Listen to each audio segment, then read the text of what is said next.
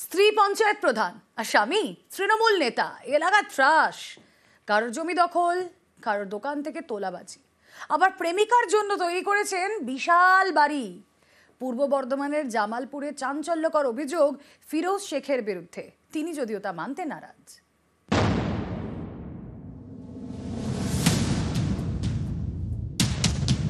স্ত্রী পঞ্চায়েতের মাথায় আর স্বামী তৃণমূল নেতা। প্রেমিকার জন্য তৈরি করেছেন বিশাল বাড়ি।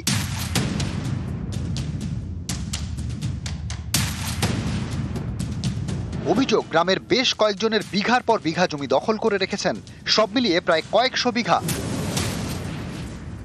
সেই জমিতে তৈরি করেছেন গোডাউন।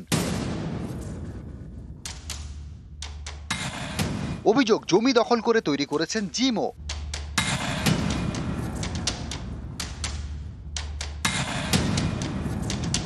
পূর্ব বর্ধমানের জামালপুরে চাঞ্চল্যকর অভিযোগ তৃণমূল নেতা ফিরোজ শেখের বিরুদ্ধে। জামালপুরের বেরুগ্রামের বাসিন্দা ফিরোজ শেখ, স্ত্রী হানসারা বেগম তৃণমূলের পঞ্চায়েত প্রধান। অভিযোগ, এর জোরেই এলাকায় ত্রাস হয়ে উঠেছেন ফিরোজ।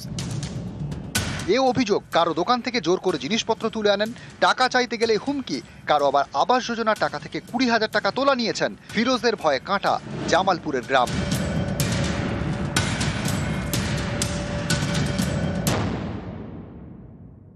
আমি গরিব মানুষ, আমার মা সরকার থেকে ঘর পেয়েছে, এইখান থেকে 20,000 টাকা নিয়েছে ফিরোজ। আমি খেটে খাই, আমার কেউ নাই। দিলেন কেন? কি করে চাপে দিতে হয়েছে, না দেবো না টাকা, এই দেবো না, এই দেবো না করছে, টাকা দেবো না, এই দেবো না। মাল নিতে এসেছিল ফিরোজ, সার নিল, দিয়ে বলে পয়সা দিচ্ছি বলে লোড করে নিয়ে চলে গেল। চাইতে গেলে হুমকা মারবো, এইসব দোকান বন্ধ করে দেবো এইসব বলে। দিয়ে পয়সা করি আর চায় না ভয়েতে। 1,09,000 ক টাকা মতো মাল নিয়েছিল, 25,000 টাকা পেমেন্ট দিয়েছিল আমাকে। বাকি টাকা দেয়নি? দেয়নি।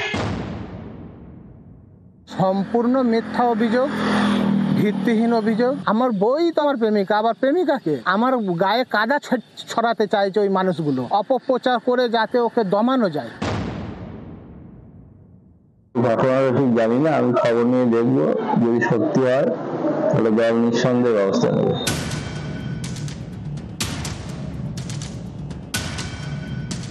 ভুরি ভুরি অভিযোগ জামালপুরের তৃণমূল নেতা শেখ ফিরোজের বিরুদ্ধে।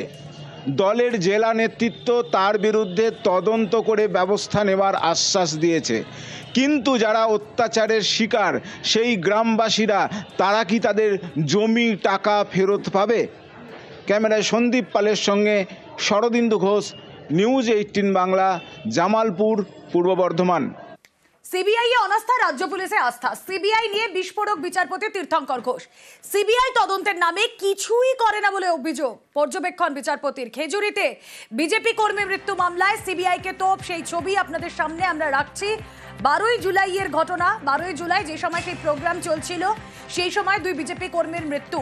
সিবিআই শুধু গ্যালারি শো করে বলে মন্তব্য বিচারপতির। মামলা সিবিআই তদন্তের উপযোগী নয় বলেও পর্যবেক্ষণ। সিবিআই এ অনাস্থা, রাজ্য পুলিশে আস্থা।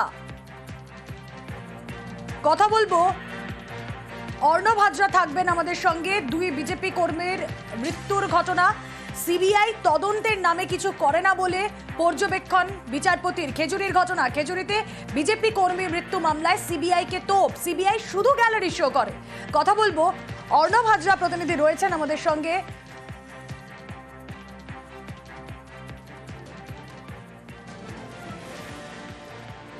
আরো একবার জানিয়ে রাখি, সিবিআই এ অনাস্থা, রাজ্য পুলিশে আস্থা। সিবিআই নিয়ে বিস্ফোরক বিচারপতি তীর্থঙ্কর ঘোষ। কথা বলবো, অর্ণব হাজরা প্রতিনিধি রয়েছেন আমাদের সঙ্গে। অর্ণব, এর আগেই আমরা দেখেছিলাম বিচারপতি উষ্মা প্রকাশ করেছিলেন, সিবিআই কে ভর্ৎসিত হতে হয়েছিল এবং সেখানে রাজ্য পুলিশের কোনো আধিকারিককে দিয়েই তদন্ত করানো হবে, এ কথাও স্পষ্ট করে দেওয়া হয়েছিল কোর্টের তরফে।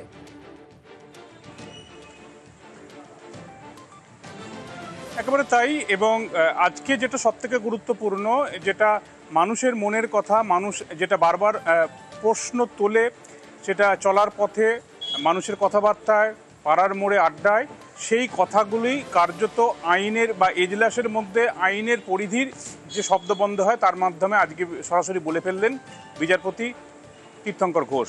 এবং খেজুরি এই বিজেপি কর্মীর মামলা, বিদ্যুৎপৃষ্ট মামলার তত্ত্ব প্রথমে পূর্ব মেদিনীপুরের হাসপাতালে ময়নাতদন্ত উঠে এসেছিল, কিন্তু এসএসকেএমে যখন ময়নাতদন্ত করা হয় তখন শরীরে একাধিক আঘাতের চিহ্ন সামনে আসছে।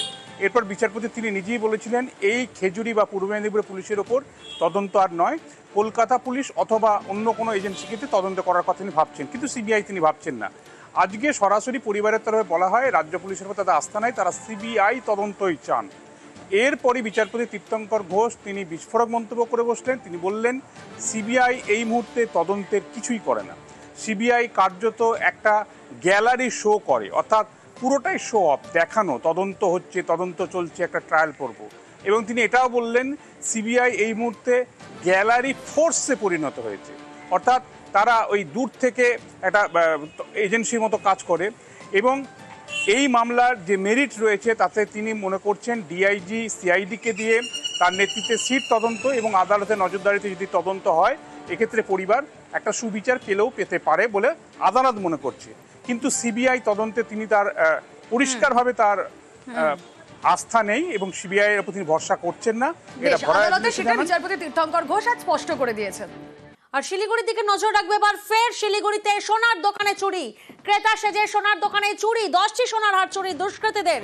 শিলিগুড়ির শিব মন্দিরের ঘটনা এবং সিসি ক্যামেরার ফুটেজে কার্যত স্পষ্ট যে ছবি আপনারা দেখছেন, সোনার দোকানে ক্রেতা সেজে একের পর এক চুরি, 10টি সোনার হার চুরি দুষ্কৃতীদের।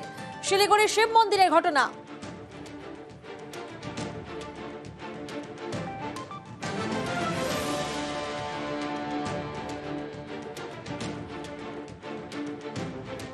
ক্রেতা সেজে দুষ্কৃতীরা আসে এবং তারপরেই হার নিয়ে চম্পট।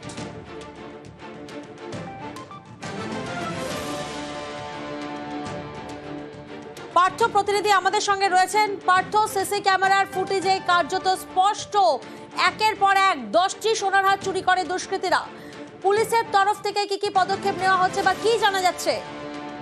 দেখো এখনো পর্যন্ত কিন্তু যেটা আমরা পুলিশের তো জানতে পারছি যে ওই সোনার দোকানে চুরি ঘটনা ঘটছে সেই দোকানে সিসিটিভি তো বটেই, পাশাপাশি ওই শিব মন্দির এলাকায় যেখানে ঘটনাটি ঘটেছে আশপাশে আরো সিসিটিভি ফুটেজ খতিয়ে দেখতে তদন্তকারী কর্তা মাটিগাড়া থানার।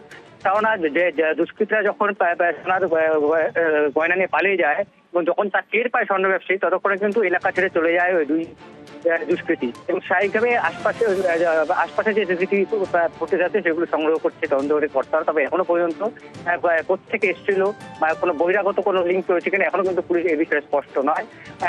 যে দুজন দুষ্কৃতী আসে সিসি ক্যামেরা ফুটেজে কার্যত স্পষ্ট তাদের মাথায় টুপি আছে কিন্তু মুখ ঢাকা নেই, সেক্ষেত্রে আশেপাশে সিসি ক্যামেরার ফুটেজ তো অত্যন্ত গুরুত্বপূর্ণ হয়ে দাঁড়াচ্ছে এদের চিহ্নিতকরণের জন্য। একেবারে তাই, সেই জন্যই পুলিশ চাইছে যে শিব মন্দির এলাকায় যে টার্নিং এর দোকান বা যে উড়ালপুল তার আশপাশে যেসব দোকান সিসিটিভি রয়েছে সেখানকার ফুটেজ সংগ্রহ করেই কিন্তু এই চুরির কিনারা করতে চাইছে তদন্তকারী কর্তারা। কারণ একের পর এক ঘটনা ঘটিত হচ্ছে, এখানে আমরা দেখেছি যে সোনার দোকানে চুরি বা এটিএম লুট, সেখানে কিন্তু একটা বহিরাগত লিঙ্ক কিন্তু আমরা দেখেছি ছিল। কটার সময় এই ঘটনা ঘটে পার্থ? আজ একেবারে ভর দুপুরে একেবারে বড়া বাজার শিব মন্দির আশপাশে প্রচুর দোকান হাট বাজার সবই রয়েছে, সেখানে এসে দুই দুষ্কৃতী যেভাবে সেজে এসে এখন ফলে বলে সেই ব্যবসায়ীকে থেকে সোনার 10টা সোনার চেন নিয়ে যেভাবে পালিয়ে হলো স্বাভাবিকভাবে যথেষ্ট উৎকণ্ঠা এবং উদ্বিগ্ন কিন্তু এলাকার ব্যবসায়ীরা। লকেট দেখাও, লকেট তো পছন্দ হচ্ছে না, আরো চেন দেখো, চেন দেখানো, তারপর চেন দেখালাম, বলে এটা পছন্দ হচ্ছে না, আরো দেখাও। 10টা চেন ছিল টোপলার মধ্যে, টোপলাটাই গায়েব করে দিয়েছে, টোপলাটাই মালের ইয়ে থেকে টোপলাটাই সরাই দিয়েছে। দুজন ছিল, একজন প্রথমে ঢুকছে, একজন ব্যাগ নিয়ে দাঁড়িয়েছিল, মাল এখান থেকে সরাই নিয়েছে, একজন চলে গেছে আগেই, ওই মাল নিয়ে ভাগছে, তারপরে ও চলে গেল, তারপরে আমি পিছা করলাম, পিছা করে আবার বাইকে চলে গেল। 10 লাখ টাকা পুলিশ আসছিল। কমপ্লেন জিডি করে নেই থানায়, স্যাররা আসছে দেখে গেছে।